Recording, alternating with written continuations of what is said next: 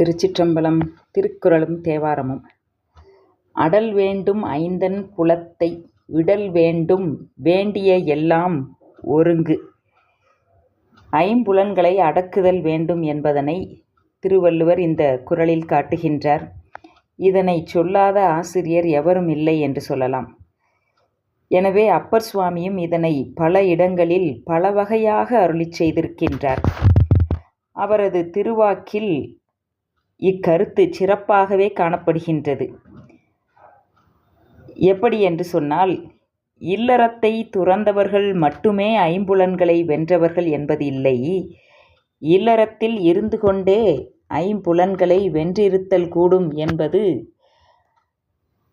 அவருடைய கருத்து. இதனை விளக்குவதற்கு நேரலையை கலந்திருந்தே புலன்கள் ஐந்தையும் வென்றானை என்ற திருத்தாண்டக பகுதி நமக்கு காட்டுகின்றது.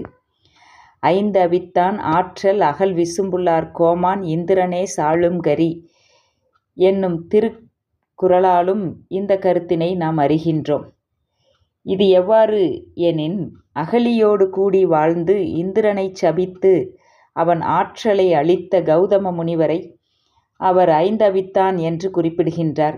எனவே இறைவனை அவர் பொறிவாயில் ஐந்தவித்தான் என்று அருளியதும், இறைவன் போகியாய் இருந்து உயிர்கட்கு போகத்தை வழங்கிக் கொண்டே யோகியாய் இருந்து யோக முக்தி உதவுதல் பற்றி இந்த கருத்து ஐந்து அழித்தான் என்று சொல்லாது ஐந்து அவித்தான் என்று குறிப்பும் காணப்படுகின்றதல்லவா? திருச்சிற்றம்பலம்.